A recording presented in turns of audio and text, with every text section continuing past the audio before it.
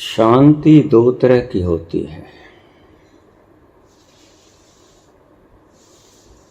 एक शांति वो जिसे तुम पैदा कर सकते हो, नॉइजलेसनेस। एक शांति वो जिसे तुम पैदा नहीं कर सकते, जो स्वतः से ही पैदा होती है।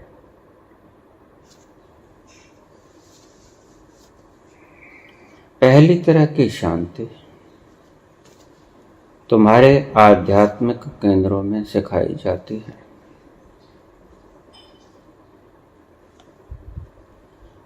क्योंकि तुम उतने भी शांत नहीं जितने चुप्पी में शांत होते हो, तो आध्यात्मिक केंद्रों में जाके सभी चुप बैठे होते हैं, तो तुम उसे ही शांति मान लेते हो।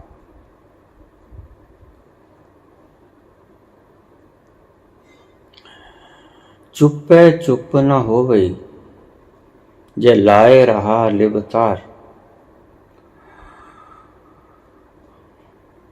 चुप करने से चुप्पी नहीं आती,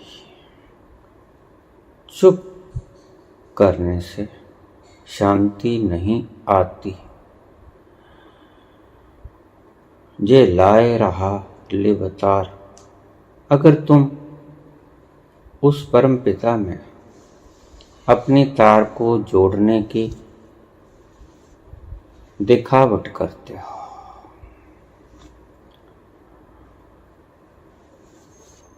एक शांति नॉइजलेसनेस, शांति की तलाश में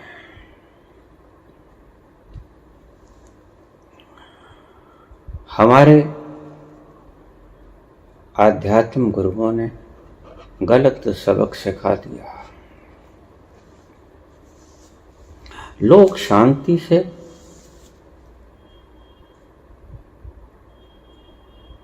क्लिंग हो गए कि हमने शांति को पाना है। दो तरह की शांति, नॉइजलेसनेस, आप कहीं भी पैदा कर सकते हो। शोरगुल है, शोरगुल को हटा दो। नहीं हटता, शोरगुल से तुम हट जाओ। इसीलिए लोग भागे हिमालय की तरफ, शांत कंदराओं की तरफ, जो स्वाभाविक रूप से शांत थी। लेकिन वहां जाकर भी उन्होंने पाया चुप्पे चुप ना हो गई जय लाए रहा लिबतार। समाधि लगा के बैठ गए, भीतर शांति न पड़े। जिसे हम भूलना चाहें वो अक्सर याद आते हैं। यहां जो कभी याद ना आए थे, उपेक्षित थे, वो हिमालय की कंदरों में जाके ज्यादा याद आने लगे।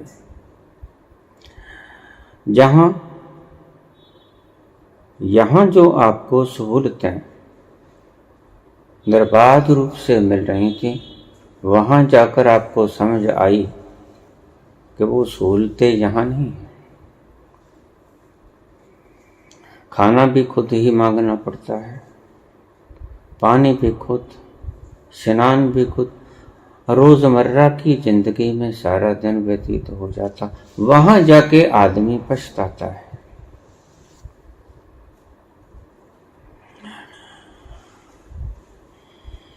घर से सुकून की तलाश में निकले थे,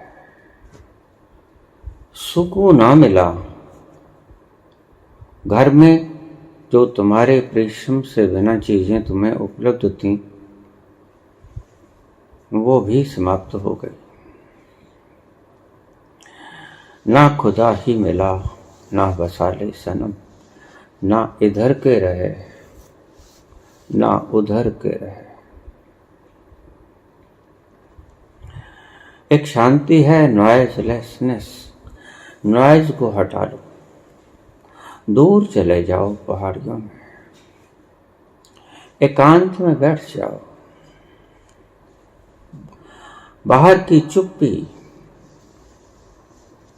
में बैठ जाओ और तुम्हें थोड़ी सी शांति महसूस होगी। इसलिए जो लोग घर की आपाधापी से त्रस्त हो जाते हैं वो घर बार छोड़ के चले जाते हैं और पाते हैं कि शांति नहीं मिले, बढ़ गई। वो चीजें याद आने लगती हैं जो घर में बैठ के याद नहीं आती थी।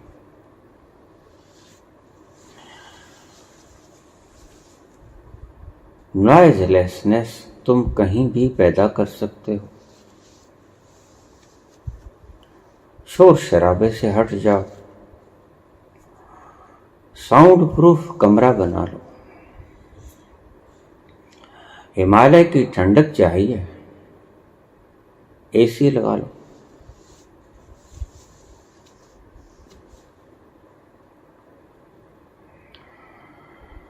हिमालय से ठंडक मिल जाएगी, लेकिन भीतर की ठंडक न मिलेगी जिसे तुम शांति कहते हो। पहली शांति नॉइजलेसनेस, और जो पैदा की जा सकती है वो भंग भी की जा सकती है। दूसरी बात का ध्यान रखना, जो शांति तुम्हारे पैदा करने से आ गई वो शांति छीनी भी जा सकती है। किसी वक्त वो नकली है, छलावा है, दिखावा है, स्थायी नहीं है, क्षणिक है, कुछ देर के लिए आ जाती है। आप जाते हैं सत्संग सुनने के लिए, जब तक सत्संग सुनते हो तुम्हें बड़ा आनंद आता है, मधुर मधुर बातें तुम्हारे कोलाहल को छीन लेती हैं। लेकिन जैसे ही तुम दूर हटे,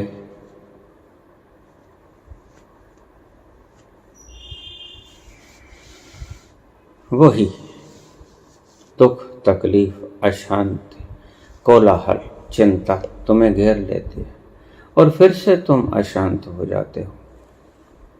पहली तरह की शांति पैदा भी की जा सकती है और समाप्त भी हो जाती है। वो शांति भी क्या शांति हुई, वो तो प्लास्टिक के फूल हो गए। जब आपने फूलों की इच्छा की, बाजार से खरीद लाए,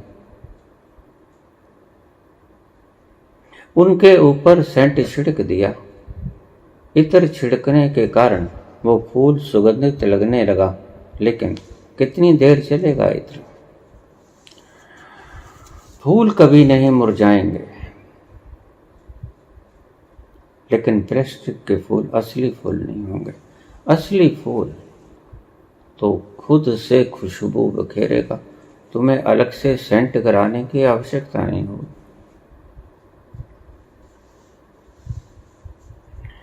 पहली शांति पैदा की जा सकती है नॉइजलेसनेस। नॉइज को हटा दो, जिस तरह से भी आप हटा सकते हो। एकांत में बैठ जाओ, सामूहिक एकांत में बैठ जाओ, जिन्हें हम आध्यात्मिक केंद्र कहते हैं, और शांति को वहां साधते हैं। शांति साधने जैसी चीज नहीं है। इसीलिए आपकी ये साधी हुई शांति, जो आप आध्यात्मिक केंद्रों में जिसका अभ्यास करके आते हो, जैसे ही संसार में आते हो टूट जाती है, भंग हो जाती है।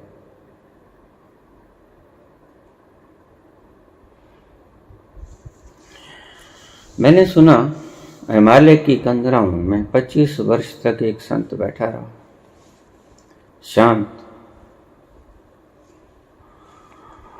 मांग लेता, खा लेता, स्नान कर लेता, बैठ जाता। 25 वर्ष बीत गए, विचार समाप्त हो गए। काहे का विचार करे? विचार तभी पैदा होगा जब कोई सामने ऑब्जेक्ट आएगा, ऑब्जेक्ट से विचार पैदा होगा। जब देखने को कुछ है ही नहीं, ऑब्जेक्ट क्या आएगा? कोई झगड़ा नहीं, कोई छीन बट्टी नहीं, कुछ भी दृश्य नहीं। 25 वर्ष के बाद उसने सोचा, क्या बहुत शांत हो गए हैं, अब बाजार में चलना चाहिए। गुरु ने कहा था, जब शांत हो जाओ तो बाजार में आ जाना। कहा तो किसी और ढंग के कारण था कि उस शांति को बांटने के लिए बाजार में आ जाना। गुरु की बात को शिरोधार्य करके वो बाजार में आए।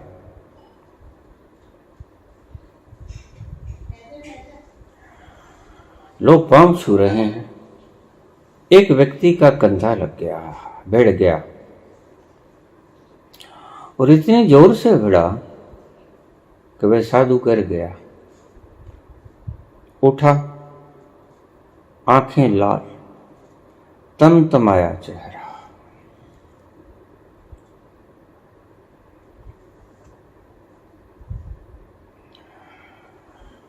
शांति, आनंद जी की शांति खत्म हो गई।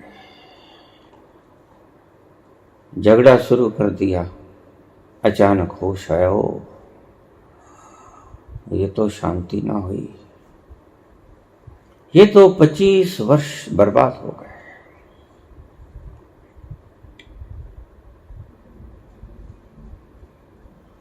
चुप न हो गई, जे लाए रहा लिबतार। मुंह को बंद कर लेने से चुप्पी नहीं सदती, कोलाहल को मिटा देने से, साउंड प्रूफ कमरे में बैठ जाने से, किसी भी प्रकार के शोरगुल को रोक देने से भीतर शांति पैदा होने का कोई संबंध नहीं। हाँ, दूसरे तरह की शांति, पहली तरह की शांति मैंने समझा दी कि वो पैदा भी की जा सकती है। शमशान की तरह है। शमशान में परम शांति होती है।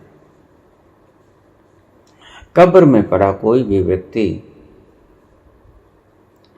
चिल्लाता नहीं, मांगता नहीं, तुमसे द्वेष घृणा नहीं करता, तुम्हें तंग परेशान नहीं करता।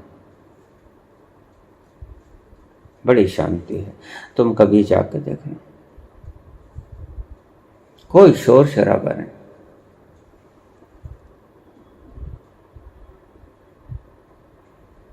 और शमशान की शांति अगर चाहिए तो हर शहर में होता है, वहां जाके बैठ जाना। लेकिन ध्यान रखना, मैंने एक दूसरी शांति की बात कही जो तुम्हारे उपजाने से नहीं उपजेगी, जो खुद से पैदा होगी।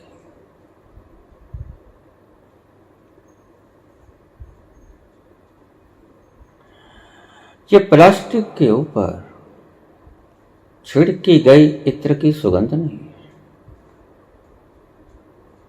ये भीतर धरती के गर्भ में से आई हुई सुगंध है, जो फूलों के बीच में से बाहर विकीर्ण होती है। धरती की गोद से जो आती है खुशबू, फूल के द्वारा बाहर बिखरती है।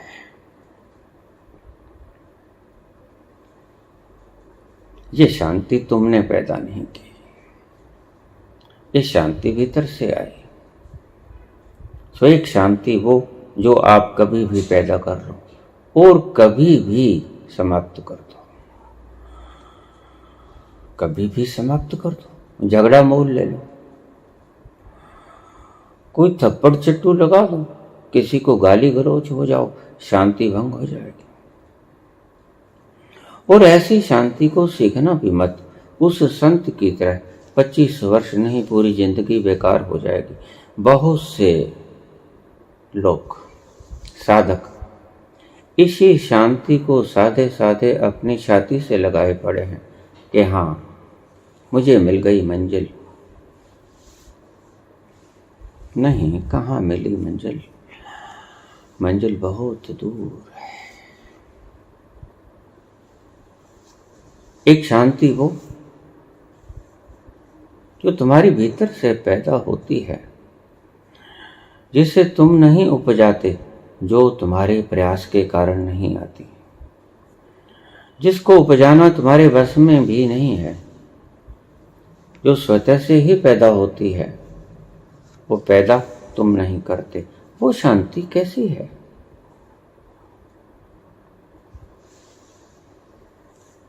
वो शांति है आनंद की छाया की तरह। तुमने आज तक जो शांतियां देखी वो मरघट की शांतियों की तरह थी, लेकिन मरघट में आनंद कहाँ होता है? अश्रु ही अश्रु होते हैं, रोना धोना ही तो होता है। मरघट में शांति कहाँ है? मरघट में आनंद कहाँ? एक शांति जो नॉइसलेसनेस के कारण पैदा होती है, वो तुम कहीं भी स्थापित कर सकते हो। और एक शांति जो तुम पैदा नहीं कर सकते, जो तुम्हारे भीतर से आती है, जो स्वतः से उत्पन्न होती है और जो आनंद की छाया है।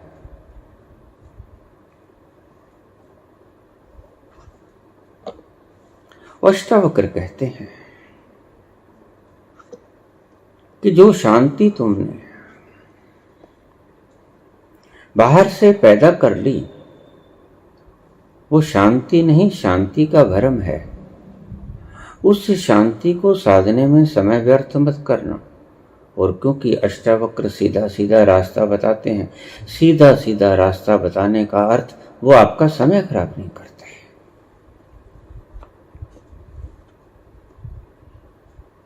पहले ही बहुत समय बीत चुका।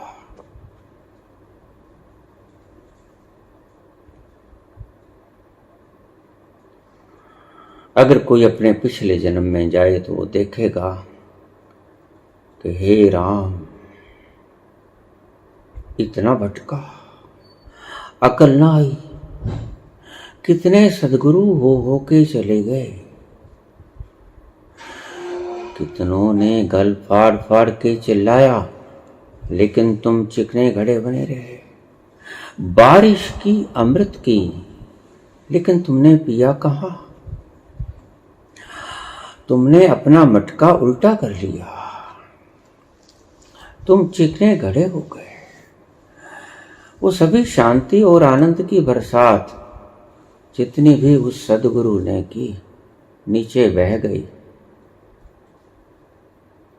चिकना घड़ा कभी संभाल भी नहीं पाता, कितना ही बरस जाए मूसलाधार।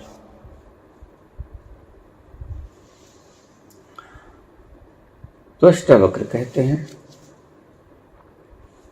ऐसी शांति जो तुम्हारे सदने से सद जाए, शांति है ही नहीं, उसको पैदा करने में समय व्यर्थ मत करना।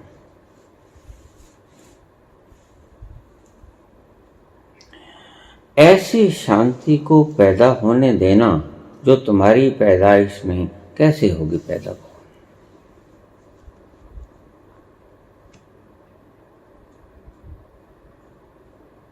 वो शांति आएगी आनंद की छाया की तरह। जैसे तुम सूरज के प्रकाश में चलते हो, चंद्रमा के प्रकाश में चलते हो और तुम्हारी छाया बनती है। वो छाया तुमने नहीं बनाई, ना ही तुम उस छाया को मिटा सकते हो। वो सूर्य के प्रकाश ने बनाई और सूर्य का प्रकाश ही उसको छीन लेगा। अमावस्या की घोर अंधेरी रात में काले बादलों कभी तुम्हारे शरीर की छाया नहीं बनती।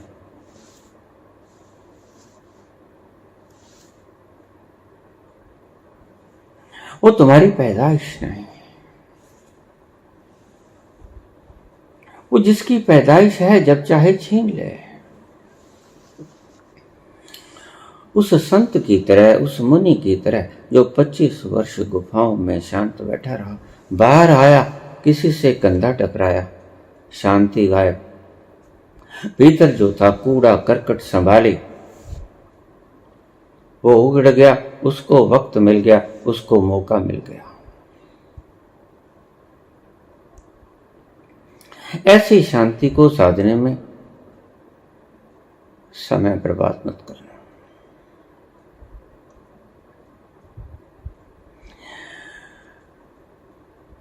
अष्टावक्र कहते हैं आचरण को साधने में समय बर्बाद मत करना। बड़ा क्रांतिकारी वचन है। फिक्र मत करना सत्य की,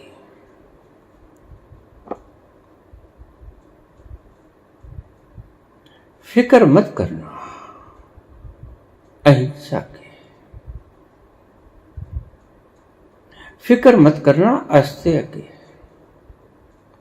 फिक्र मत करना ब्रह्मचर्य की, फिक्र मत करना अपरिग्रह की। साधना तो है ही नहीं। साधना के भीतर तुम व्यर्थ समय बर्बाद कर लोगे। इसीलिए बाकी सभी की साधनाएं, कोई पैदल चल रहा है, कोई साइकिल पे चल रहा है, कोई मोटरसाइकिल पे चल रहा, कोई कार पे चल रहा, कोई गाड़ी पे चल रहा, और कोई हवाई जहाज पे चल रहा, और कोई रॉकेट पे चल रहा।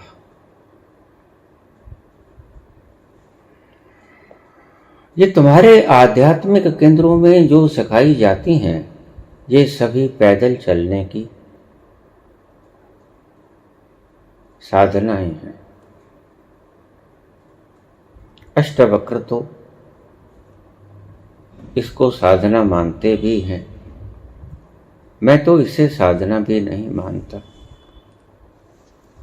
क्योंकि मेरी दृष्टि में, मेरे देखे, तुम चलते कहाँ हो? तुम ठहर जाते हो वहीं। इसीलिए मुकाम कभी नहीं आता जहां तुमने पहुंचना है। तुम चिपक जाते हो वहीं, तुम चलते ही नहीं। तुम मौन में बैठना ही शांति समझ लेते हो। अष्टावक्र कहते हैं कि हे जनक, घोड़े की एक टाप से घोड़े के ऊपर बैठने में जितना वक्त लगता है, बस उतने वक्त में ही मैं तुम्हें संबोधि युक्त कर दूंगा। जनक तू फिक्र मत कर, मेरी बात को सुन। शॉर्टेस्ट साधना है अष्टावक्र की। इसलिए कृष्ण की गीता गीता, अष्टावक्र की गीता महागीता।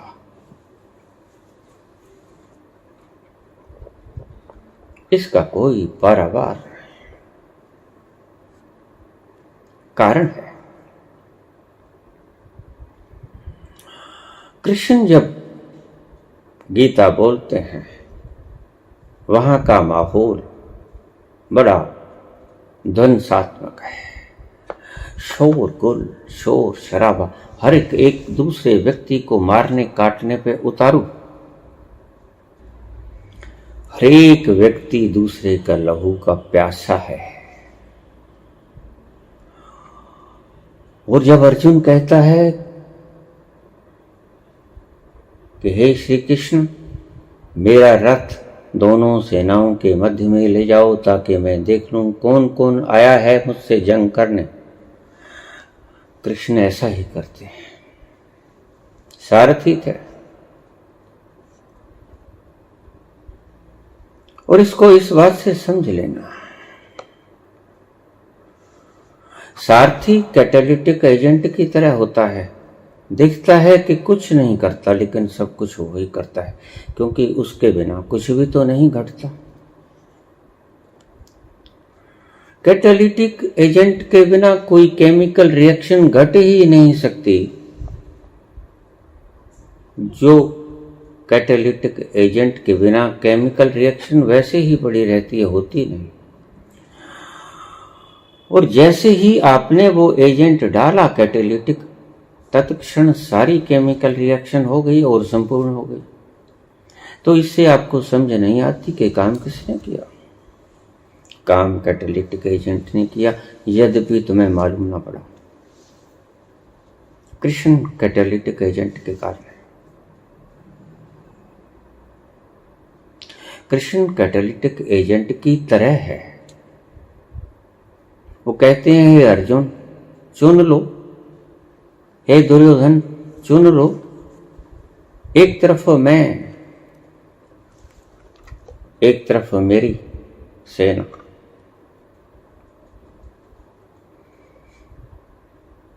और मैं भी जिस तरफ मुझे जो मांगेगा मैं शस्त्र नहीं उठाऊंगा, मैं लड़ूंगा नहीं।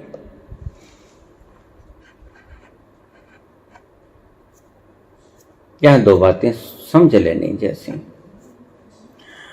दुर्योधन पहले आए थे, सिर की तरफ बैठ गए। बड़ी विशाल सेना थी कृष्ण के पास। सहायता लेने के लिए दोनों पहुंचे। शैतान पहले पहुंच जाया करता है, क्यू में लग जाया करता है।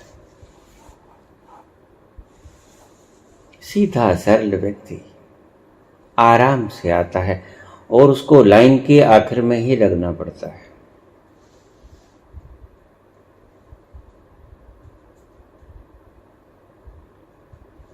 अर्जुन बाद में आया, दुर्योधन आया, सिर की तरफ बैठ गया,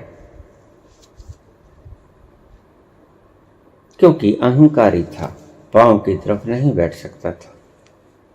पांव में झुके कि पांव की तरफ बैठे, बात तो एक ही हो गई। सिर की तरफ बैठ गया। अहंकारी व्यक्ति सदा सिर पे सवार होना चाहता है, पांव की तरफ बैठना भी नहीं चाहता। दुर्योधन सिर की तरफ बैठ गया, अर्जुन बाद में आया। दुर्योधन सिर की तरफ बैठ गया, अर्जुन पांव की तरफ बैठ गया। कृष्ण गहन निद्रा में सो रहे, थोड़ी देर बाद जगे। निश्चित रूप से जब आदमी जगता है तो पहले पांव की तरफ ही ख्याल जाता है। देखा अर्जुन बैठा। कैसे आए अर्जुन? अर्जुन जानता था मैं कुछ भी कह दूं, दुर्योधन कहेगा मैं पहले आया। अर्जुन कहने लगा पहले दुर्योधन आया, उससे पूछ लीजिए, मैं बाद में आया था।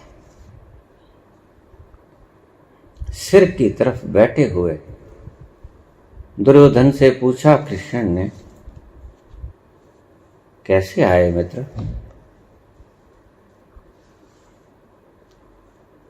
प्रभु आपसे सहायतार्थ। वो ही दुर्योधन है जिसने अपने सैनिकों को कृष्ण को बंदी बनाने का आदेश दिया था। वही आज सहायता मांगने के लिए आया है। दुष्ट पुरुषों को शर्म हया नहीं होती। बीच बीच में से मेरे कमेंट्स लिखते रहना।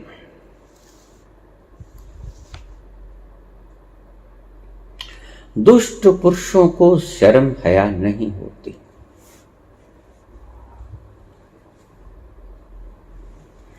जिस व्यक्ति को कैद करने के लिए अपनी फौज को हुक्म दे दिया, उसी व्यक्ति की सेना को मांगने के लिए आया, उसी व्यक्ति से सहायता लेने के लिए आया।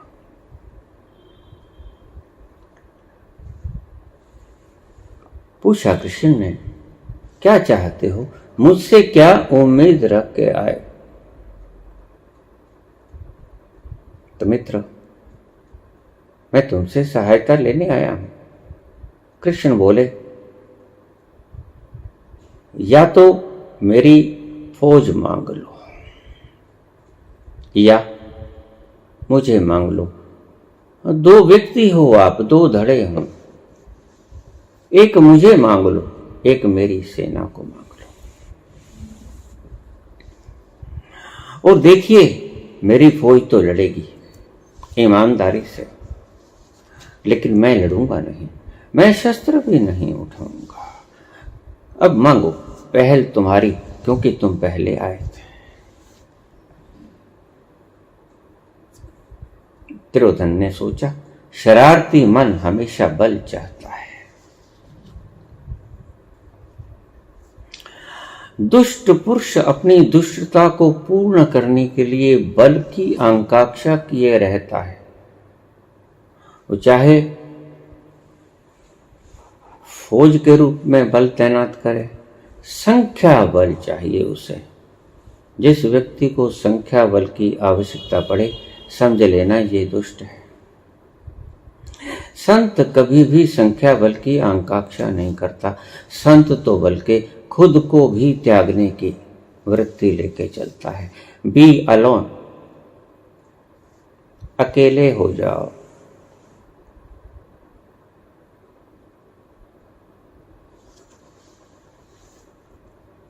और जैसे ही तुम अकेले हो जाते हो, वैसे ही तुम इतनी बल प्राप्त कर लेते हो जो तुम बाहर से कभी प्राप्त कर ही नहीं सकते।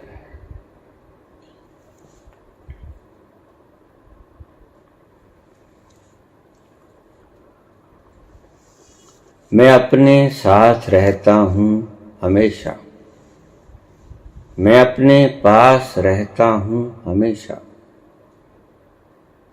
अकेला हूं मगर तन्हा नहीं हूं।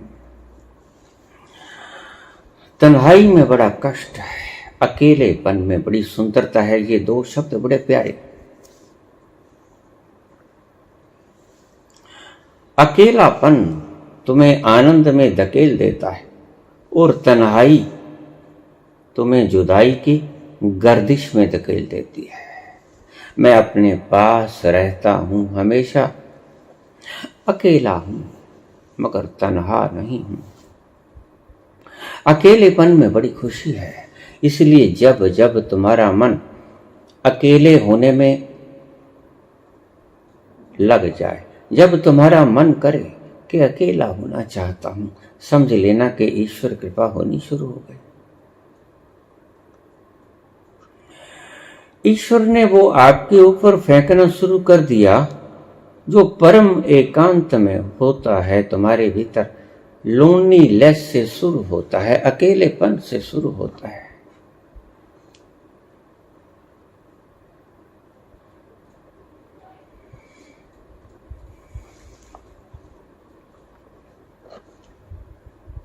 दुर्योधन ने सोचा कि इस अकेले व्यक्ति को लेकर मैं क्या करूंगा। मुझे तो बल चाहिए, संख्या बल चाहिए। और देखिए, जरूरी नहीं कि संख्या बल सदा जीत जाए, संख्या बल अक्सर ही हार जाया करते हैं। बल अक्सर ही हारता है, बलहीन सदा ही जीतता है। बड़ी उल्टी बात कहूंगा मैं आपसे।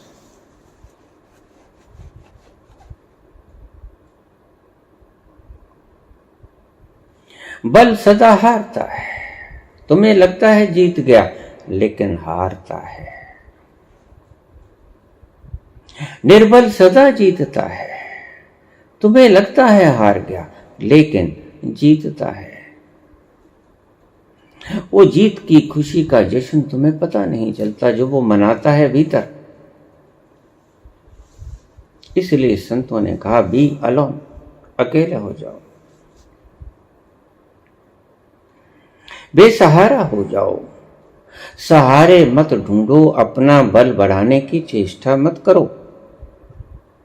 रिश्तेदारों को, प्रेमियों को, मित्रों को इकट्ठा करने की कोशिश मत करो। बल बढ़ाने की चेष्टा मूर्खता से अलावा और कुछ नहीं।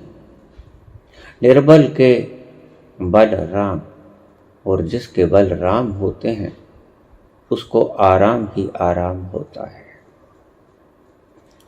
जिसके बल राम नहीं होते, संसार होता है, उसको दुख ही दुख होता है। हम देखते हैं संसार में लोग बल को इकट्ठा किए जाते हैं। धन बल, गज बल, रतन बल, इकट्ठ का बल, ज्यादा संख्या का बल। और बहुत से ऐसे आध्यात्मिक लोग हैं जो आपसे कहते हैं कि बल के बिना नहीं चलेगा। मैं उन्हें संसार की ही गिनता हूं। रस्सी जल गई मगर बल ना गया। वो बल और ये बल एक समान है। जैसे तुम्हारा कमाया हुआ बल क्षण में भुर जाता है, ऐसे ही जली हुई रस्सी का बल आप पांव मार दो, क्षण में भुर जाएगा। तुम्हारा बल इतनी का अहमियत रखता है। धन बल हो, पद बल हो, सैन्य बल हो,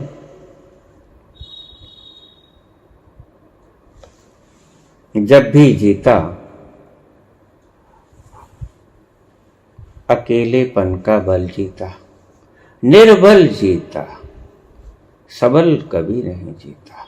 यद्यपि तुमने देखा कि बल जीत गया, लेकिन नहीं जीतता है, हार जाता है।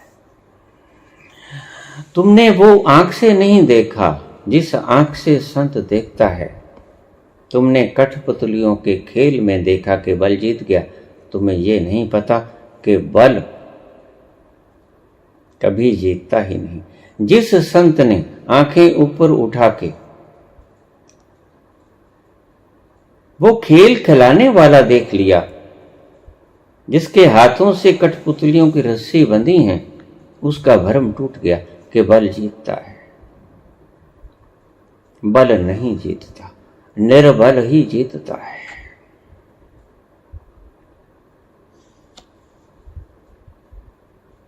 तुम्हारे बहुत से आध्यात्मिक केंद्र यही कुछ सिखाते हैं।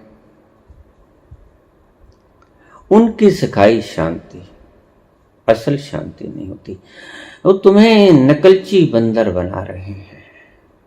बुद्ध जिस आनंद में बैठे, वो शांति उन्होंने थोपी ना थी। जैसे बच्चे को जैसे नींद आती है, आप देखना, लुढ़क जाता है चारपाई पे, मजे से सो जाता है। और आप भी सोते हो, नींद की गोलियां खा खा के सोते हो।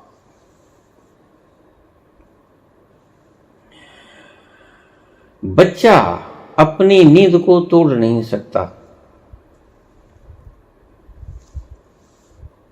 तुम्हारी नींद थोड़ा सा खटका टूट जाती है। ऐसे ही बुद्ध की शांति टूटती नहीं। तुम्हारी शांति थोड़ा सा उपद्रव हुआ, कोलाहल हुआ, कोई नाच रहा है, ढोल बजा, भीतर की शांति खत्म हो गई। थोपी हुई शांति ऐसी ही हुआ करती है। गोली लेके सोए जैसे, नींद जैसी। और बुद्ध की शांति बिल्कुल ऐसी हुआ करती है जैसे बच्चे की नींद जैसी। बच्चा भूखा है, नींद आ रही है, आप देखना, बच्चा खाने की बजाय सोना पसंद करेगा। बच्चा सो जाए। सोना उसके लिए परम आनंददायक है। भोजन उसके लिए कोई ज्यादा जरूरी नहीं। भोजन को छोड़ के वो नींद को चुनेगा। बल मांग लिया,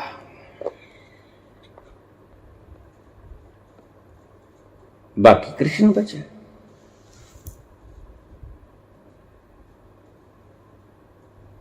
अर्जुन कहता, मुझे मांगने की भी आवश्यकता ना पड़ी प्रभु।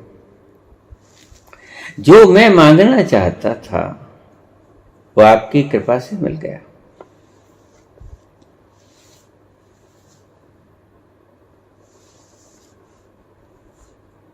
मुझे माखन नहीं चाहिए, मुझे छाछ भी नहीं चाहिए, मुझे माखन चोर चाहिए।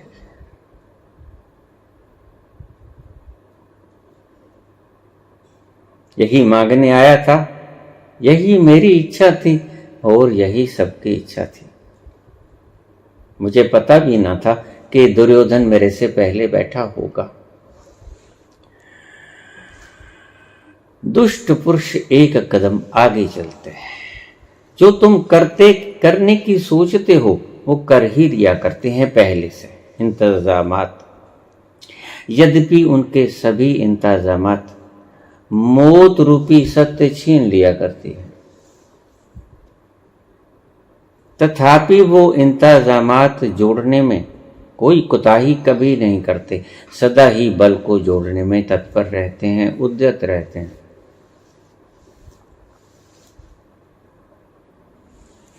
लेकिन देखा अपने महाभारत में कौन लड़ा? सेनाएं तो लड़ी नहीं, सेनाएं तो सिर्फ मरी। लेकिन कृष्ण लड़े और मरे भी नहीं। सारा जंग कृष्ण के द्वारा लड़ा गया। वो कैटेलिटिक एजेंट की तरह काम किए।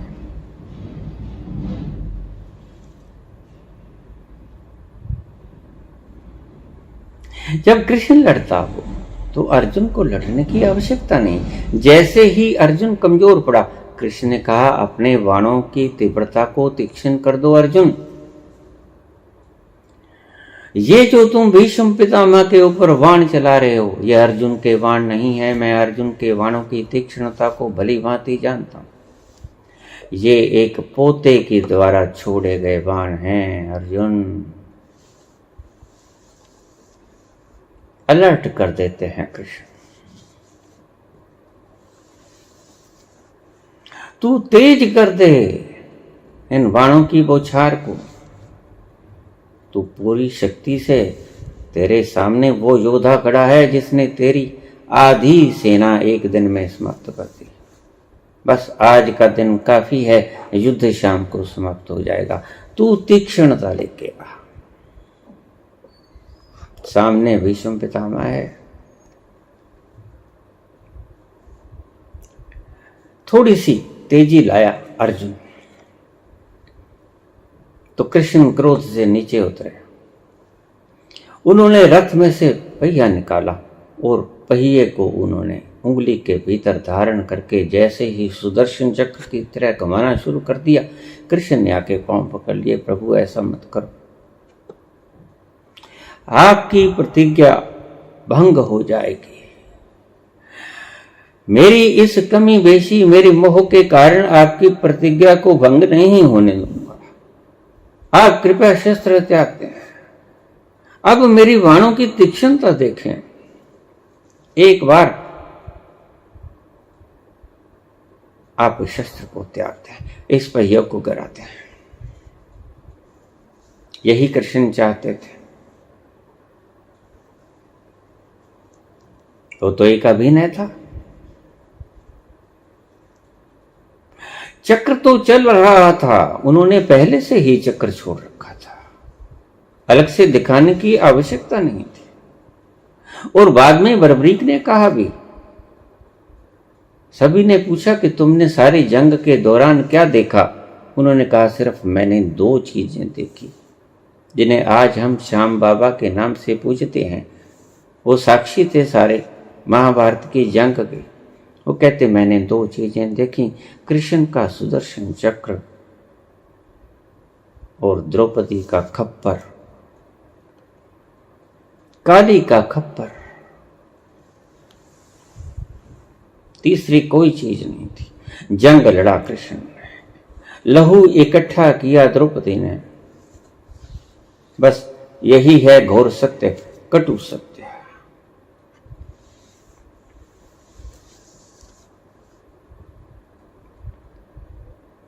वापस आए अर्जुन, तीक्ष्णता पूरी गहराई से, बाणों को जितनी शक्ति कभी नहीं लगाई थी उतनी शक्ति लगाई और वाणशैया पे लटा दिया भीष्म को। यही सबसे बड़ा खतरा था।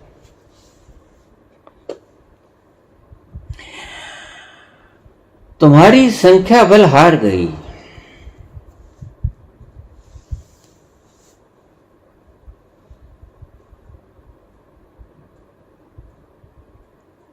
समर्पण जीत गया। अर्जुन ने समर्पण करते हुए घबरा गया था। पहले मैं इनसे जंग करूंगा नहीं, मैं नहीं जंग करूंगा, बैठ गया था रथ के पिछले हिस्से में, नहीं करूंगा जंग में, मैं इनको नहीं मारूंगा। कृष्ण ने समझाया। अर्जुन ने कहा कैसे मारूं, मैं कांप रहा हूं, कायर हूं। कार्पण्य दोषोपहत स्वभाव पृच्छामि त्वाम धर्म सम्मूढ़ चेतः यच्छ्रेयस्यानिश्चितिं ब्रूहि तन्मे शिष्यस्ते अहम शादिमाम त्वं प्रपन्नम। हे प्रभु, मैं कायरता के स्वभाव के वशीभूत हार गया हूँ, मेरा रुआ रुआ कँप रहा है, मैं इनके ऊपर शस्त्र उठाऊं कैसे? एकदम से घोर आपत्ति मेरा मानसिक संतुलन खराब किए है, मैं नहीं लड़ पाऊंगा। मुझे कृपा करके आप निर्देश दें कि मैं इस अवस्था में क्या करूं जो धर्मयुक्त हो, क्योंकि मैं धर्म की अज्ञानी हूं, धर्म की परिभाषा नहीं जानता।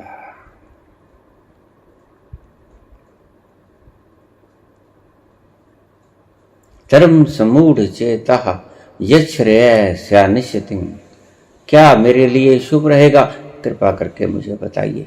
शिष्यस्ते अहम, मैं आपका शिष्य की तरह आपसे ये मांग करता हूं, मेरे लिए क्या कल्याणकारी होगा।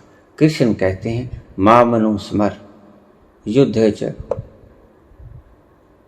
मुझे याद कर और युद्ध में कूद जा, बस यही धर्म है और कुछ धर्म नहीं। धर्म की परिभाषाएं, तुम एक ही परिभाषा सब जगह नियुक्त नहीं कर सकते। वक्त वक्त पे धर्म की परिभाषा बदलती है। धर्म सिर्फ बल को ही नहीं कहते।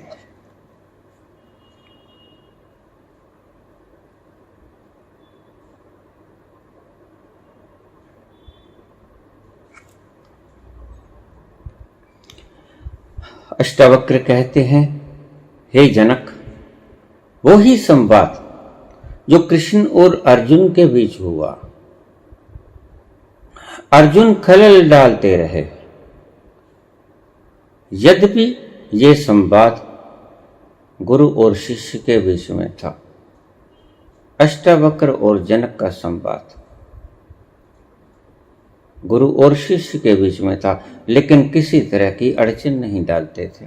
जनक पूछते थे, अड़चन नहीं डालते थे। अर्जुन पूछता नहीं था, अड़चन डालता था। थे दोनों गुरु शिष्य। गुरु शिष्य के बीच में अड़चनों के कारण बोले गए शब्द गीता कहलाए, और गुरु शिष्य के बीच में प्रेम से बंधनों को काटने के लिए पूछे गए शब्द महागीता कहलाए। अष्टावक्र कहते हैं कि शांति को उपजाने की चेष्टा में संलग्न मत हो जाना मूर्खता है। सीधे सीधे शांति को उपजाया भी नहीं जा सकता, वो नकली है, उगड़ जाएगी, टूट जाएगी, फूट जाएगी, क्योंकि नकली है, प्लास्टिक के फूल हैं, मुरझाते हुए नहीं लगेंगे, लेकिन खुशबू न दे पाएंगे। तो फिर क्या करें? जनक पूछते हैं, फिर क्या करें गुरुदेव? असली फूलों को खिलाओ। असली फूल कैसे पैदा होंगे? असली फूलों से जो सुगंध निकलेगी वो है शांति। असली शरीर की छाया है शांति, छाया की तरह आएगी शांति। और देखिए, छाया कभी सीधे सीधे पैदा की जा सकती है, किसी सॉलिड चीज की छाया होती है और किसी चीज की छाया नहीं होती। वस्तु की छाया होती है,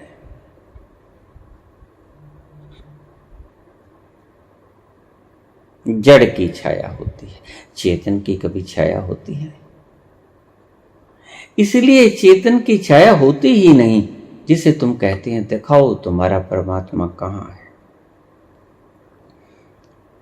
है तो वो रग रग में है, तो वो कण कण में, लेकिन उसकी छाया नहीं है। प्रतिबिंब नहीं बनता उसका, प्रतिबिंब बनता है जड़ का। जब वो जड़ रूप में सामने आ जाता है, पत्थर का प्रतिबिंब बनता है। चेतना का प्रतिबिंब नहीं होता, चेतना तो सर्व जगत में सर्व समाहित है। अष्टावक्र कहते हैं, हे जनक, शांति को पैदा करने की चेष्टा में मत लग जाना, वक्त बर्बाद करोगे। और क्योंकि अष्टावक्र का मार्ग ना पैदल है, ना साइकिल है, ना मोटरसाइकिल है, ना कार है, ना ट्रेन है, ना जहाज है, उसका रास्ता है सीधा रॉकेट। आज की परिभाषा के संदर्भ में समझा रहा हूं। जिस भाषा में तुम समझ सकते हो उस भाषा में समझा रहा हूं। रॉकेट की तरह एक पांव से घोड़े पर बैठने तक के कितने क्षण होते हैं, बस इतने क्षण में तुम संबोधि को प्राप्त हो जाओगे जनक, निश्चित ही प्राप्त हो जाएंगे। अगर ऐसे क्रांतिकारी वचनों के ऊपर तुम अमल करोगे, तुम छोड़ दोगे इन पाखंडों को। वो कहते हैं सत्य, अहिंसा, अस्तेय, ब्रह्मचर्य, अपरिग्रह, शोच, संतोष, तप, स्वाध्याय, ईश्वर, प्राणिधान, इन बकवासों में मत पड़ना जनक।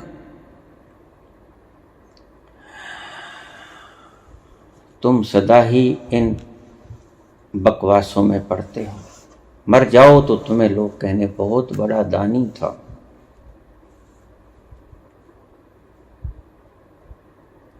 लेकिन अष्टावक्र कहते हैं, ना तुमने सत्यवादी की तरह मरना, ना तुमने अहिंसक की तरह मरना, जैसे जैन मुनि अहिंसक होके मरता है,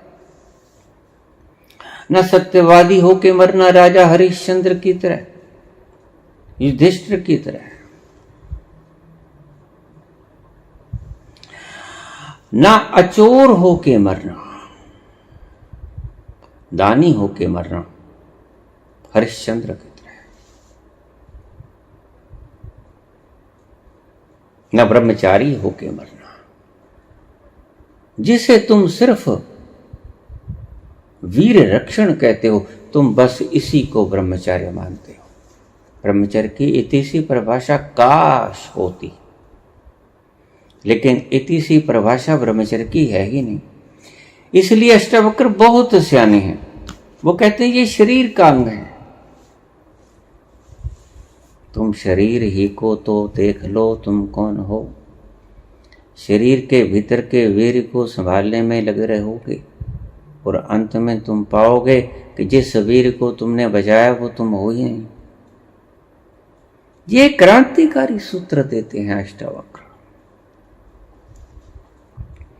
वो कहते हैं ब्रह्मचारी होने की चेष्टा ही मत करना, क्योंकि जिस शरीर का ब्रह्मचर्य तुम साधोगे वो ना शरीर तुम हो जिसने सीमन पैदा किया, वीर्य पैदा किया, ना ही वीर्य तुम हो जो पैदा हुआ। तुम शरीर ही नहीं हो, तुम इंद्रियां ही नहीं हो, तुम मन ही नहीं, बुद्धि और चित्त नहीं, तुम हो ही नहीं। क्यों पाखंडों में उलझे फिरते हो? शौच, शुचिता मत रखना। मैंने पीछे एक कहानी सुनाई, मेरे शिष्य की घर वाली सालासर में चले गई। कोई तकलीफ, उसका बार बार पेशाब निकल जाता। अब बाबा जी तो ब्रह्मचारी, और इनको किसी मूर्ख ने समझा दिया कि पेशाब अगर निकल जाए तो स्नान करना, वस्त्र बदलना। इतने वस्त्र तो लेके भी ना गए थे, बार बार पेशाब निकलता, बार बार स्नान करना पड़ता, वस्त्र थुड़ गए और लाने पड़े बाजार से। ये पागलपन है। अष्टावक्र की समझ से अष्टावक्र कहते हैं कि ऐसा ब्रह्मचर्य मत साधना, वक्त खराब हो जाएगा। अष्टावक्र की साधना वक्त खराब होने से बचाती है, नकल से बचाती है। प्लास्टिक के फूल बाजार से खरीद के मत लाना, असली फूलों को पैदा करना। शौच, इसका मतलब यह नहीं है कि तुम नहाना ही मत, अघोरी की तरह रहना, नहीं, मतलब कुछ और है। शौच का मतलब है कि इतने मूर्ख मत बन जाना। और लोग तो पेशाब को पी लेते हैं। वस्त्रों से लग गया तो क्या हुआ? जब तुम पेशाब करते हो, मेरा एक मित्र था, पेशाब करके आता कि तब क्या करें स्वामी, पेशाब की एक आध बूंद लग जाती है पायजामे के साथ, क्या करें? मैंने कहा तुम्हें क्या कहती है मूर्ख, तुम्हारे पास ही था जब तक तुमने निकाला नहीं, तब तुम अपवित्र नहीं थे, था, और अब तुमने उस अपवित्रता को बाहर फेंक दिया तो तुम ज्यादा पवित्र हो गए। ऐसी मूर्खता मत करना। नहाना जरूरी है, लेकिन सिर्फ नहाना ही मत, खाना ही मत, सिर्फ खाना, शरीर की जरूरत के मुताबिक खाना। युक्ताहार विहारस्य, युक्त आहार करना, युक्त विहार करना। आचरण भी युक्त होना चाहिए, इतना नहीं होना चाहिए कि तुम उसके साथ चिपट जाओ और फिर ये चिपकाट ही तुम्हें परमात्मा तक ना पहुंचने देगी।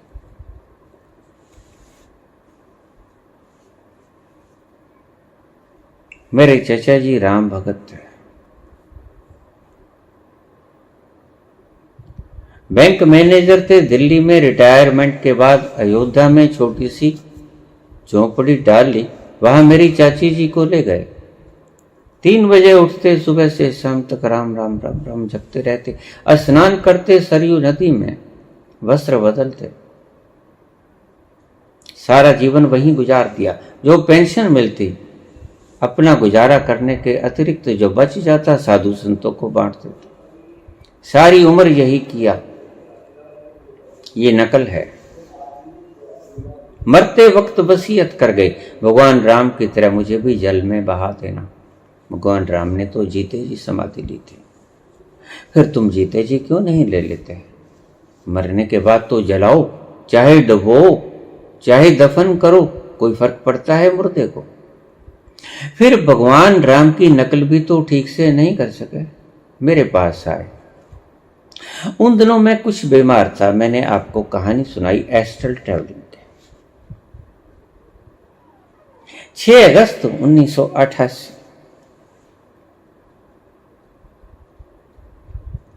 मैं जब वापस आ रहा था, कोई वायलट रंग की चीज मेरे भीतर से गुजर गई, और जब मैं वापस आया देह में तो मेरी देह लड़खड़ा रही थी। मैं गौशाला गया, लड़खड़ाता सा, लेकिन वहीं गिर पड़ा। वहां मैंने किसी रक्षा वाले को कहा, भाई मुझे घर छोड़ दो। क्या हुआ पंडित जी? मेरी तबीयत कुछ खराब है। मैं घर जाके लेट गया। 3 वर्ष तक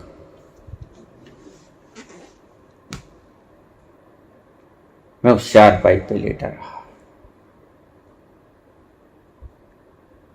मेरे चचा जी जेब में ठाकर जू को रखा करते थे, वो एक पत्थर का टुकड़ा होता है।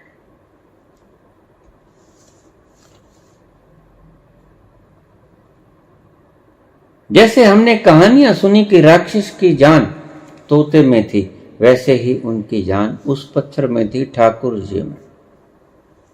ठाकुर जी पवित्र ना हो जाएं। बहुत लोगों की जान बहुत बहुत जगह पे फंसी रहती है। किसी की जान बड़े बेटे में फंसी रहती है, किसी की जान भाई बहनों में फंसी रहती है, किसी की जान माता पिता में फंसी रहती है, किसी की जान छोटे पुत्र में फंसी रहती है। ये सभी तरह के पागलपन है। तुम्हारी जान तुम्हारे में ही रहनी चाहिए, किसी के अंदर फंसी नहीं होनी चाहिए।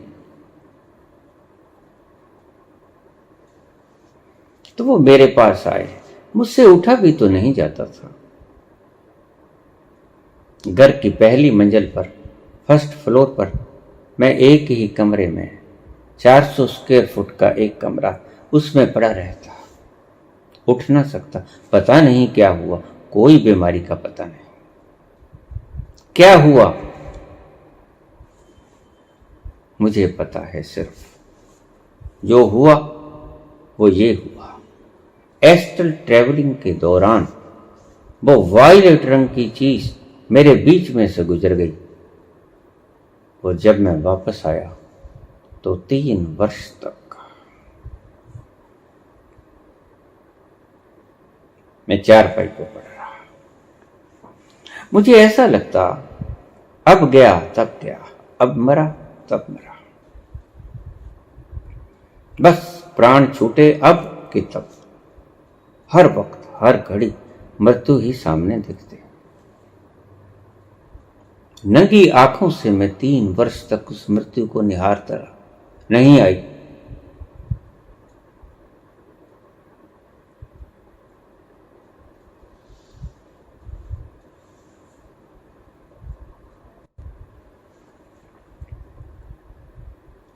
उन्नीस सौ 91 में मैं ठीक हुआ,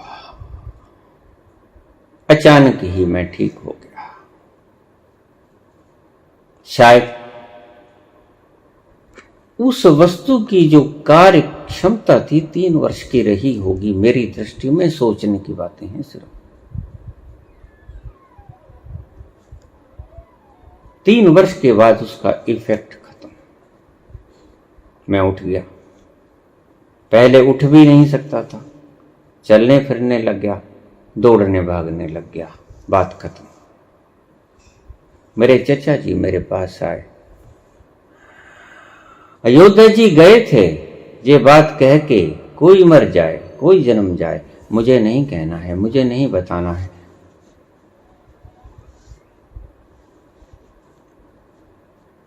मेरी तक खबर ना जाए। और बड़े संत गिनते थे उसको, चचा जी मेरे।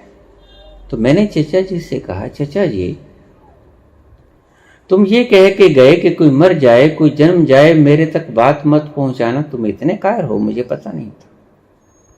कहते मतलब? इनका मतलब ये कि तुम कहना कि चाहे बता देना चाहे नहीं बता देना, अगर कोई मर जाए जिसने अभी ये नहीं जाना कि माटी मरी मैं ना मरूं मरे संसारा, मोहे मिला जला बनहारा। अगर तुमने अपनी भीतर की चेतना को नहीं पहचाना तो तुम माटी के दुख दर्द से दुखी और सुखी होगे। कोई जन्म गया तो सुखी होगे, कोई मर गया तो दुखी होगे। अभी तक आप इतने अज्ञानी थे कि मुझे पता ना था, आज मुझे पता चल गया कि राम राम करने से आपके भीतर कुछ भी तो परिवर्तन नहीं हुआ। मुझे कहने लगे आपकी तबीयत कैसी है? मैंने कहा बस ठीक है, कुछ खाता पीता भी ऐसा ही था। बातों बातों में मैंने कहा कि मैंने स्नान नहीं किया। तो वो कहने लगे अच्छा आपने स्नान नहीं किया? मैंने कहा नहीं किया। ओहो, मेरे तो ठाकुर जी अपवित्र हो गए, मुझे यहां से जाना पड़ेगा। घर गए, स्नान किया, ठाकुर जी को नहलाया, दूसरे वस्त्र बदले और ठाकुर जी अपनी जेब में रख लिए। ठाकुर जी जेब में रख लिए। मेरे इशारों को समझ लेना, तुम्हारे ठाकुर तुम्हारी जेब में ही होते हैं। देहांत हुआ, लोग भाग गए, हमारे परिवार के सरजू ने छोड़ दिया। बहुत महान थे, सदियों तक याद रखी जाएगी यह कहानी। लेकिन अष्टावक्र की नजर में मूर्ख थे, अज्ञानी थे। अभी मरने और जन्मने का खुशी और गम था।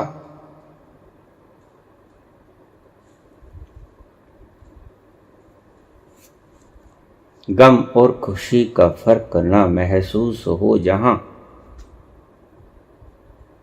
गम और खुशी का फर्क न महसूस हो जहां, मैं दिल को उस मुकाम पे लाता चला गया।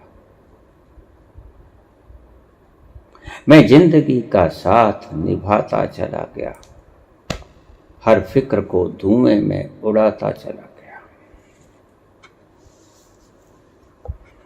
अगर अभी तुम्हें माटी के ढेले में और रत्न में फर्क नजर आता है तो रावण की दृष्टि में तुम मूर्ख हो। रावण की दृष्टि में, जिसे तुम फूंक देते हो, उसकी दृष्टि में भी तुम मूर्ख हो।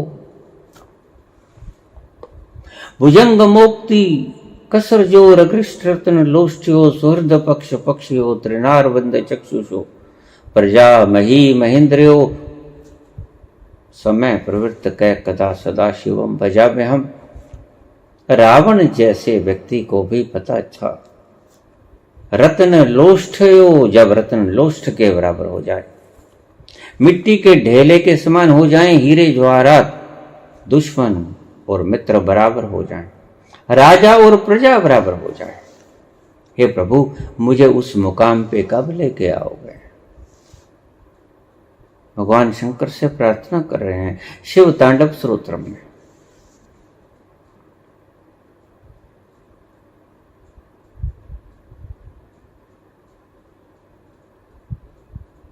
तोते की भीतर अटकी होती है जान, तुम्हारी जान भी तुम ढंग से देखना कहाँ अटकी पड़ी है। ये मैंने जो कहानी सुनाई किसी मंतव से सुनाई। मैंने पिछले प्रवचन में कहा था कि हजारों धागों से तुम बंधे हुए, सभी धागे तोड़ दो। अगर पतंग अब भी उड़ रहा है तो समझना कोई ना कोई डोर बाकी है मोह की, उसको ढूंढना, तराशना और तोड़ देना।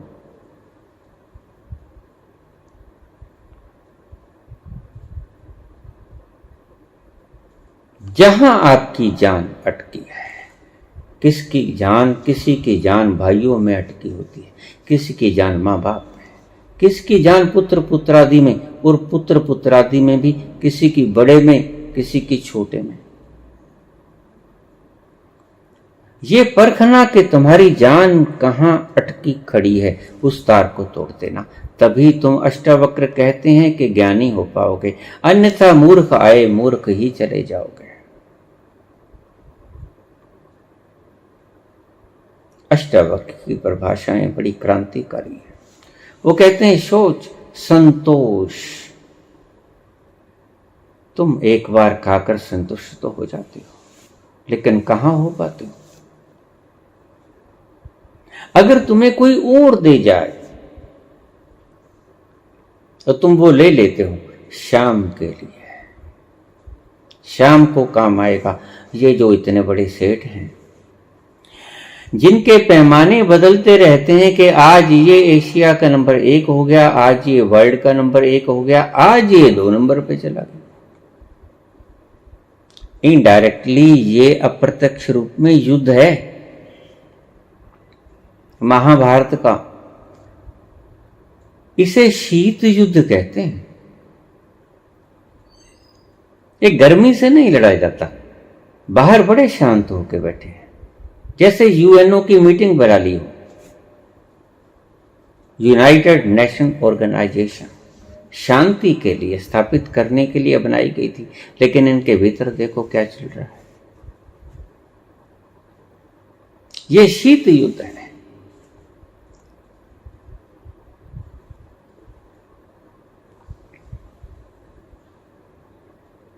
मांग रहे हैं ईसा मसीह सड़क के किनारे खड़े होकर, दोपहर का वक्त है, हाथ ऊपर उठाए ईश्वर से कह रहे हैं, oh God please provide me lunch, I am hungry. मैं भूखा हूं, मुझे दोपहर का भोजन दे दे मालिक। पास से कोई व्यक्ति गुजरा, कहता तुम कहते को मैं उसका प्यारा पुत्र हूं। लवली सन, इकट्ठा क्यों नहीं मांग लेते? तंज कसा, ठीक है इकट्ठा मांग लेता हूं। कितना मांगू? 10, 20, 50, 100 साल का कितना मांगू बताओ? उतना ही मांग लेता हूं, दे देगा, उसके घर कोई कमी नहीं। पर कहीं ऐसा ना हो कि मैं मांग लूं 20 साल का और 20 साल का मेरा जीवन ना हो, छोड़ छाड़ के यहीं पे जाना पड़े। उतना ही बताना जितना मुझे आवश्यकता है। बड़ा शर्मिंदा हुआ वह व्यक्ति, नहीं बता सकूंगा। ये क्या पता पल भर बाद गिर जाओ। मैंने ऐसे लोग देखे। पाकिस्तान में एक कमेंटेटर स्त्री कमेंट कर रहे, कमेंट करती करती वो थोड़ी शांत हुई, लुढ़क के कुर्सी से गिर गई। ये सीन मैंने अपनी आंखों से देखा और बहुत से सीन मैंने अपनी आंखों से देखे। एक व्यक्ति मेरे घर से रात्रि को सामने से निकल रहा है, दूर से आते हुए मैं देख रहा हूं, अपने काम धाम निपटा के आया है, बिल्कुल ठीक ठाक चले आ रहा है। अचानक 5 फुट अनुस्वार फैक्ट्री के सामने उसके हाथ से साइकिल गिर गई और वो भी गिर गया। लोग भागे, जाके देखा, खत्म कहानी। पक्का है अगला क्षण आएगा, तुम कहोगे हां आएगा, लेकिन तुम मूर्ख हो, तुम्हें पता नहीं। जो मर गया उसने भी यही सोचा था, जो धू धू करके जल रहा उसने भी यही सोचा था। तुम भी आज यही सोचते हो और तुम्हारे आने वाली नस्लें भी यही सोचती रहेंगी। मन ऐसे ही सोचता है। क्षमा याचना की उस व्यक्ति ने, नहीं नहीं मैं नहीं बता सकूंगा। तो फिर नहीं बता सकोगे तो मुझे अभी भूख लगी है, अभी मांग लेने दो, तुम्हें क्या आपत्ति है? थोड़ी देर में एक व्यक्ति टिफिन लेके आया। कहते प्रभु खाना खाओगे? हाँ खाऊंगा। प्रभु ने खाना भेज दिया। लोग कहते हैं अगर हम काम ना करेंगे खाने को कौन देगा? तो बाबा नानक कहते हैं जो पत्थर के भीतर कीड़े को पहुंचा देता है वो तुम्हें ना पहुंचा पाएगा, पहुंचा देगा, लेकिन छोड़ने की हिम्मत कहां से लेके आओगे? ये साहस नहीं है, ये दुस्साहस है। ये दुस्साहस कहां से लेके आओगे? बस ये दुस्साहस को ही पैदा करना है।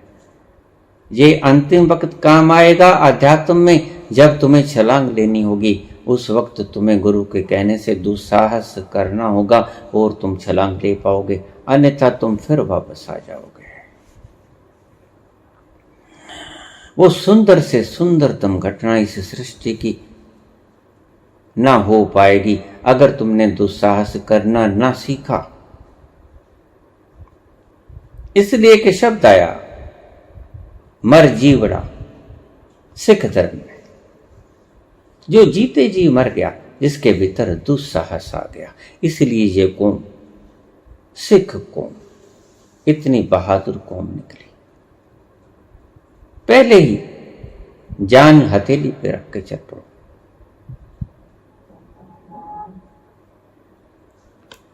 खाना लेके आ गया, खा लिया, लेकिन तुम्हारे धन्ना सेठ कब तृप्त होते हैं आपके खाने से? जोड़ते हैं शाम के लिए, अगले दिन के लिए, 100 पीढ़ियों के लिए जोड़ते हैं। 101वीं पीढ़ी फिर भी रह जाती है फिक्र करने के लिए, लेकिन ये तो शाम का भी फिक्र नहीं करते। क्यों? क्योंकि मूर्ख नहीं है, जानते हैं शाम का भरोसा नहीं, आए आए ना आए। अगर वो जिंदा रखेगा तो जिसने चोंच दी वो चोगा देगा। तुम ऐसे लोगों को मूर्ख कहते हो।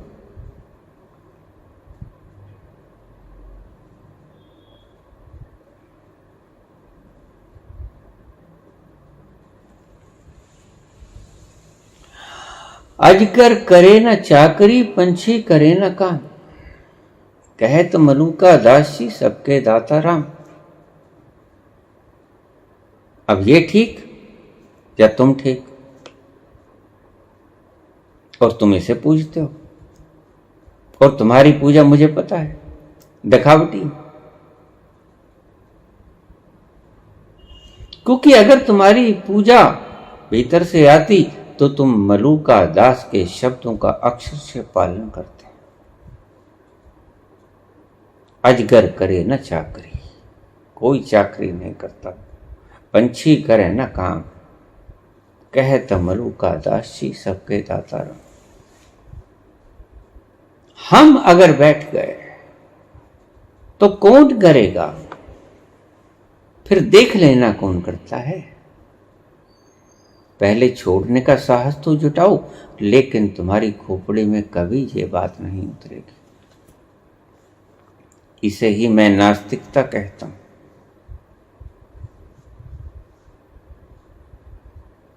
हमने देखे हैं वो मुकाम, अगर हमने न किया तो कौन करेगा? ये नास्तिकता है जो सारी सृष्टि को चला रहा है, जिसके हुक्म से इतनी भारी पृथ्वी दो धुरियों पे घूम रही है, जो सूरज खड़ा है बिना तारों के, बिना सपोर्ट के, इतना ब्रह्मांड घूम रहा है, इतनी विशाल सृजना घूम रही है, तुम्हारे घुमाने से घूम रही है। तुम अगर घुमाना बंद कर दोगे तो ये सारे रुक जाएंगे, ग्रह नक्षत्र, इतने ब्रह्मांड, इतने यूनिवर्स ठहर जाएंगे, और तुम्हारे चलाने से चल रहा है सब। सभी जीव जंतु को कहीं भी है, जल में, थल में, नभ में, ईश्वर पहुंचा देता है। जिसने चोंच दी वो चोगा खुद दे देगा, ये संत वचन है। नहीं, मैं ना करूंगा तो कुछ नहीं होगा, ये दुष्ट वचन है। अभी अज्ञानता है, अभी समझे नहीं, लेकिन बहुत मुश्किल है। इतना बड़ा दुस्साहस कौन मोल ले? अष्टावक्र कहते हैं जोड़ना नहीं। अब की जरूरत वो पूरी करेगा, ये काम जिम्मा उसका। यही तो भगवान महावीर करते थे। भगवान महावीर के स्थानक में कोई भोजन लेके आया, प्रभु भोजन खा, नहीं खाते, नहीं स्वीकार करते, खुद उठते, मांग के लाते, और मांगते वक्त शर्त रख देते। और मुझे आज भी भक्त कहते हैं कि भूख से मरे। आप सर्च मारोगे इंटरनेट पे महावीर की मृत्यु कैसे हुई, तो उसके ऊपर जवाब आएगा ड्यू टू स्टारवेशन, भूख के कारण उनकी मृत्यु हुई।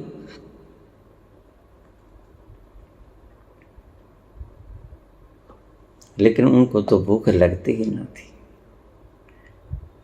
उन्होंने उस तत्व को जान लिया था।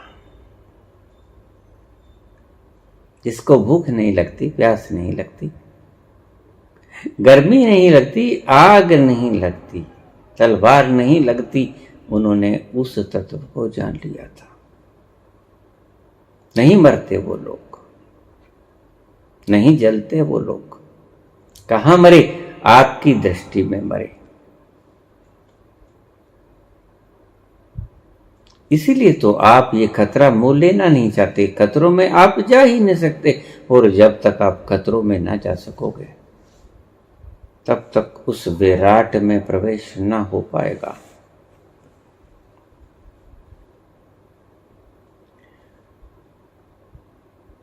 अष्टावक्र कहते हैं सत्य, अहिंसा, अस्तेय, ब्रह्मचर्य, अपरिग्रह, शौच, संतोष, तप, ऐसा कर लो, वैसा कर लो, ऐसा कर लो, वैसा कर लो, व्रत रख लो, उपवास कर लो। क्या होगा व्रतों से? मुझे एक देवी का फोन आया कि व्रत रखना चाहिए, नहीं रखना चाहिए। मैंने सुना एक दिन के व्रत रखने से बड़ा महान फल मिलता है। मैंने कहा फिर मुझे कितना मिलेगा? मुझे तो 8 साल हो गए।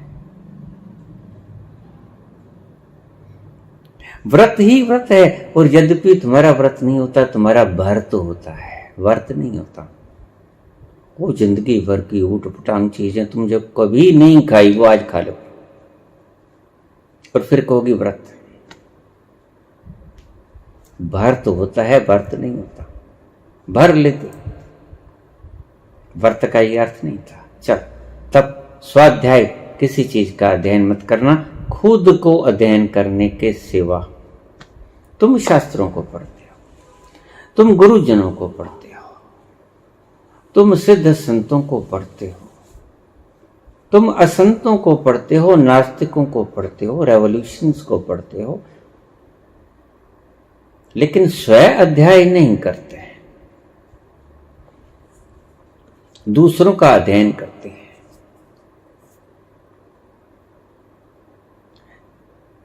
शौच, संतोष, तप, स्वाध्याय, ईश्वर प्राणिधान। कहां छोड़ पाए आप ईश्वर पे? ये दुस्साहस, इसी को तो मैं कहता हूं, ये दुस्साहस करके देख। अर्ज़े उल्फत कर चुका है, ये भी उल्फत करके देख। यार की मर्जी के आगे यार का दम भर के देख। उस यार की मर्जी के आगे यार का दम भरा महावीर ने, और आपने लिख दिया विकिपीडिया पे कि उनकी मौत हुई भूखमरी से। अब आपको क्या समझाएं जब आप उस स्थल के बारे में जानते ही नहीं। जिन्हें भूख नहीं लगती वो भूख से मर गए। बड़ी आश्चर्यजनक बात है। जिन्हें तलवार काट नहीं सकती वो कट गए। जो जल नहीं सकते उन्हें अग्नि ने जला दिया। नहीं, तुम नहीं समझ पाओगे जब तक कि देख ना पाओ। इसलिए तुम्हारी खोपड़ी तो भरी रहती है, लेकिन हृदय शून्य रहता है। प्रेम नहीं उपजता। क्यों? क्योंकि तुम दुस्साहस नहीं करते। प्रेम ना बाड़ी उपजै, प्रेम ना हाट बिकाए, राजा प्रजा जही रुचै, शीस दे ले जाए। तुम शीस देते ही नहीं, तुम दुस्साहस नहीं करते। जे तो प्रेम मिलन की चाह, शीस तली धर घर मेरे आऊं। अगर तुझे प्रेम से मिलने की इतनी ही चाह है तो शीस तली पे धर लो, मेरे घर में प्रवेश मिल जाएगा। इतनी दुस्साहस की जरूरत होती है। इस दुस्साहस के बिना उसके राज्य में प्रवेश ना कर पाओगे।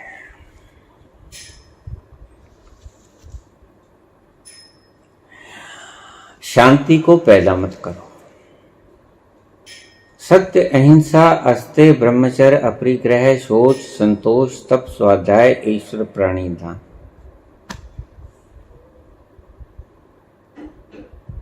सभी चीजों को साधना बंद करो। आप कह देते हो बाबा जल्दी से जवाब दे दो, ईश्वर है कि नहीं है? क्या हो जाएगा? तुम्हारे में क्या परिवर्तन हो जाएगा? तुमने इंफॉर्मेशन मेरे से ली, अपनी खोपड़ी में भर ली कि बाबा ये कहते हैं, फला ये कहता, फला ये कहता, बुद्ध ये कहता, महावीर ये कहता, कृष्ण ये कहता, मीरा ये कहती, चैतन्य ये कहता, फला ये कहता। सिर्फ इंफॉर्मेशन इकट्ठी कर लेनी आपने, और कोई लक्ष्य नहीं, कहीं नहीं पहुंचोगे, भटकते रहोगे, दुखी।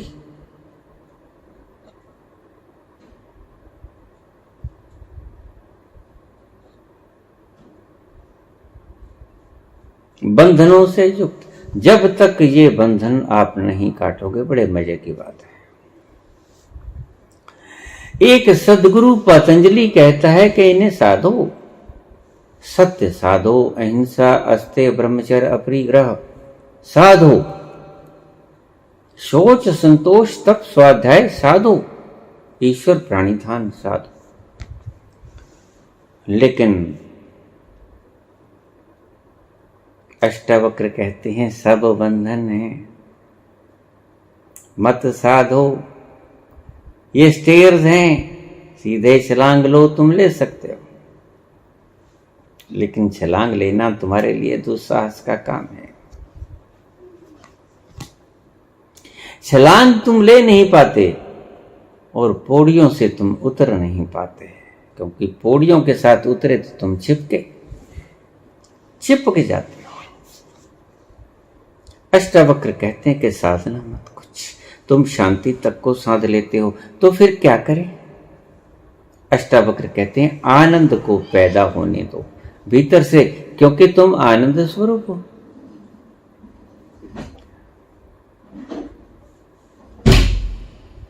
तुम नित्य मुक्त हो, तुम नित्य हो, तुम आनंद स्वरूप हो, तुम खुशी के भंडार हो।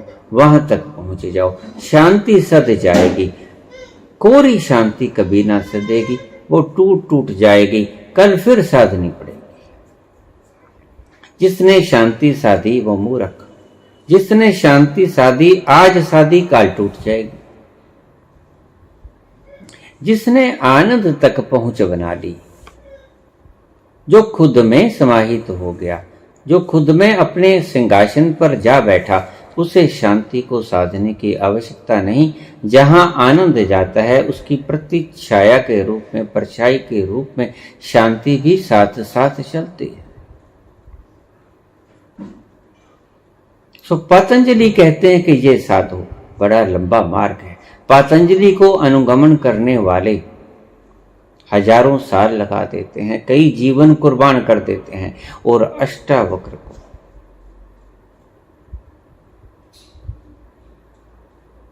उसके मार्ग के पीछे चलने वाले अष्टावक्र कहते हैं, राजन, घोड़े की एक टाप से जितनी देर घोड़े पर बैठने के लिए लगती है, उतने ही देर में मैं तुम्हें संबोधि के दर्शन करवा दूंगा।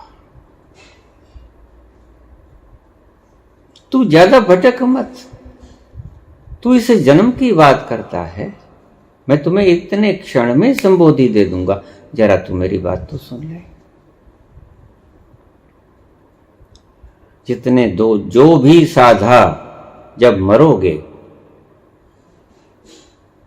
सत्यवादी राजा हरिश्चंद्र, बस उससे ज्यादा कुछ। सत्यवादी राजा युधिष्ठिर, दानी कर्ण, लेकिन प्रबुद्ध तो ना हुए। और असली बात क्या थी प्रबुद्ध होना? नो दाय से वो आर यू, असली मुकाम ना साधा।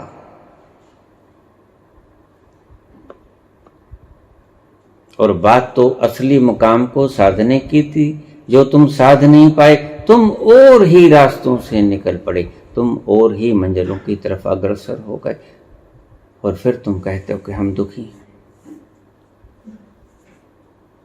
दुखी हो, ये धन क्यों जोड़ा, ये पदवी क्यों जोड़ी, ये सुख सुविधाएं क्यों अर्जित की? यहां सराय में सुख सुविधाओं का मतलब भी क्या है? जोड़ने का बिल्कुल कोई अर्थ नहीं है। अष्टावक्र कहते हैं कि कुछ करने की जरूरत नहीं, कुछ साधने की जरूरत नहीं। तुम सदे सदे से सदा से हो, तुम सदा से नित्य मुक्त हो, तुम्हें कुछ करने की आवश्यकता नहीं। कुछ भी मत साधो, जो साधना चाहते हो वो व्यर्थ जाएगा, समय बर्बाद हो जाएगा। छनकाते रहो ये छनकने, लेते रहो नाम, वो चाहे 5 हो चाहे 5000 हो, कभी ना पहुंच पाओगे। अष्टावक्र कहते हैं, और बिल्कुल ठीक कहते हैं। जपे जाओ। कभी कुछ हुआ, किसी को हुआ नहीं हुआ। मैंने एक एक व्यक्ति से पूछ लिया, लेकिन जवाब जो उनके भीतर थे, जिस कारण से वो जाप कर रहे थे, जवाब वो ही आया कि हाँ, मेरा पुत्र सेलेक्ट हो गया, IAS ऑफिसर बन गया, बस मेरा पुत्र जॉब लग गया, मेरे बच्चे की शादी हो गई, मैंने राम राम जपा, मैंने महामृत्युंजय का जप किया, मैंने दान किया, मैंने पुण्य किया। इसका मतलब जिस चीज के लिए दान किया, पुण्य किया, वो मिल गया। लेकिन अष्टावक्र कहते हैं कि नहीं, वो तुम्हारी मंजिल नहीं है। उस मंजिल के लिए तुम्हारा ये प्रयास बेकार है। अपने जीवन को व्यर्थ में मत गंवा देना, फिर आना पड़ेगा। मरोगे दानी होकर, मरोगे सत्यवादी होकर, मरोगे अहिंसक होकर, लेकिन फिर यहां आना पड़ेगा। फिर इस दुखद संसार के दर्शन करने होंगे। सदा के लिए मुक्त ना हो पाओगे, क्योंकि अपने तक न जा पाओगे, अपने को पहचान ही नहीं पाओगे।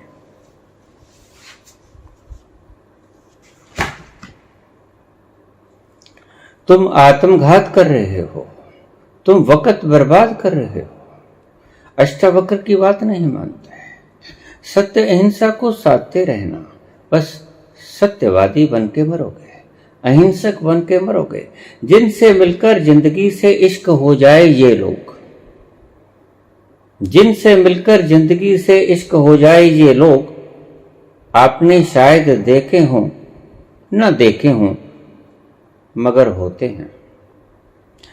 जिनसे मिलकर जिंदगी से इश्क हो जाए वो लोग, आपने शायद देखे हों न देखे हों, मगर होते हैं।